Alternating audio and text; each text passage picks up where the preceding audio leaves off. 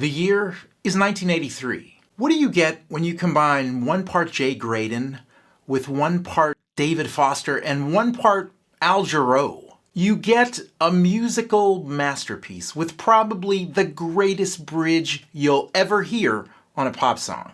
And I'm about to show you why.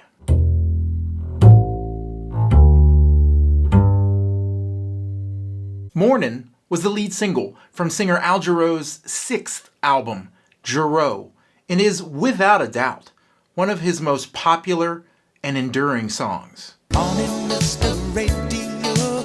Morning, little Cheerios. 21 on the Hot 100, number 6 on the R&B, number 2 on the Adult Contemporary chart, with a music video that only a 9-year-old could love.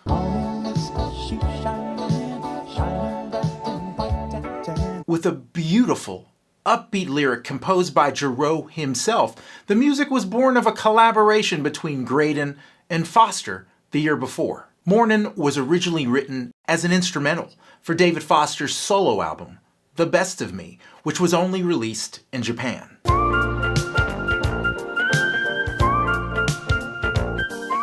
It was just after this that producer Jay Graydon started to consider it for the next album by Al Jarreau. And there are so many elements that make that version iconic, starting with the guitar riff that birthed the whole song. Apparently, he tracked each line separately because it sounded better. The famous Fender Rhodes E electric piano is easily heard throughout the track, including that gliss that starts the song. And it allegedly debuted on this record. We also hear what Jay Graydon called the Funk-a-Shuffle, that signature Jeff Porcaro drum groove that the entire track was built off of.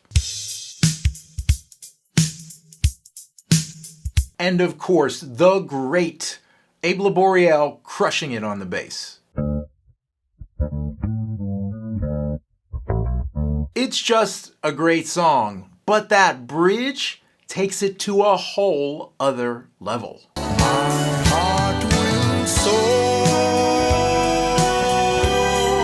When we get to the bridge, we get so much more sound, extended harmony, color tones. The chords go from being relatively simple to fairly complex. In addition to Al's vocal, you're hearing a counter melody played on the synth in octaves by David Foster. And that counter melody becomes just as important as the vocal part.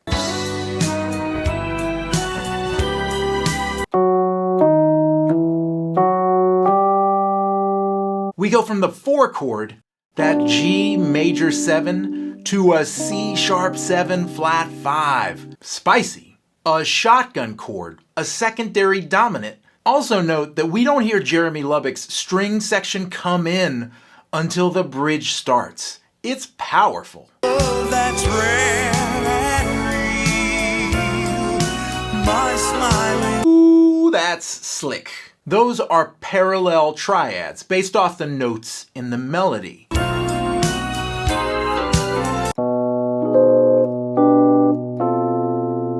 This is a technique that's used a lot in jazz called tonicization.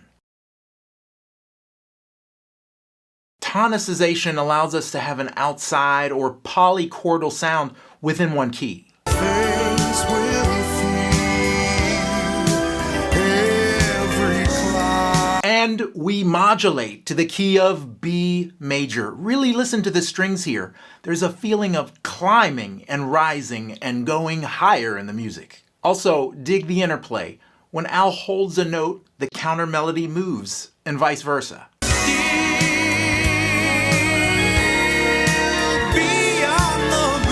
Right here, the string section joins in on that counter melody and it gives it this huge amount of weight.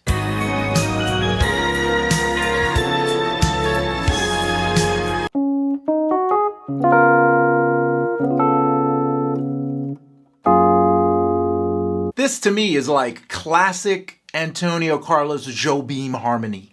A 13th chord going to a flat 13th chord going to a major 9. The colors are becoming more vivid and Al is singing higher and higher. Like any man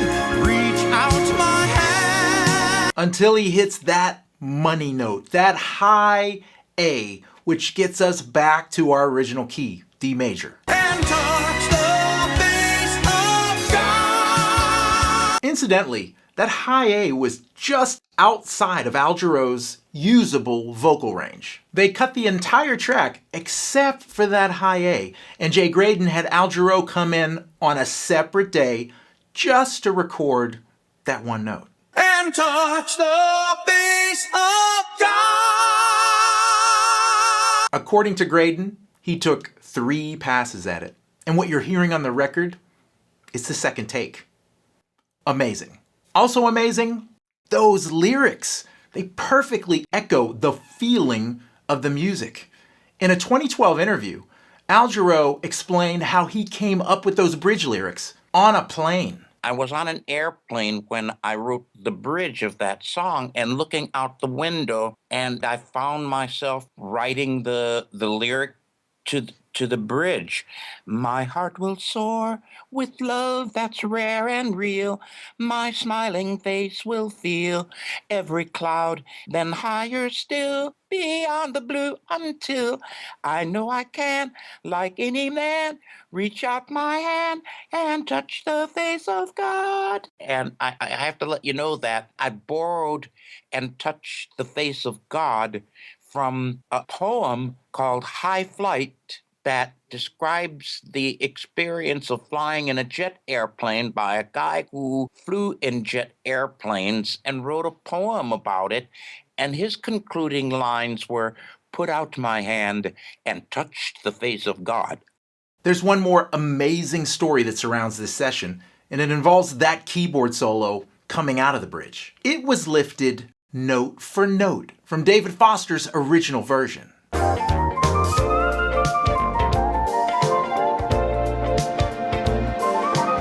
Really, he plays a great solo, but he never considered himself a jazz player. And they really loved that solo. So he and Jay Graydon called trumpeter Jerry Hay over to the studio, and they sat him down with the original recording and a pair of headphones. Hay had perfect pitch.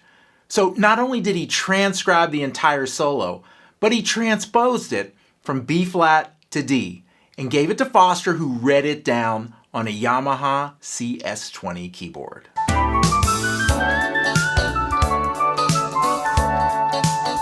I mean, come on.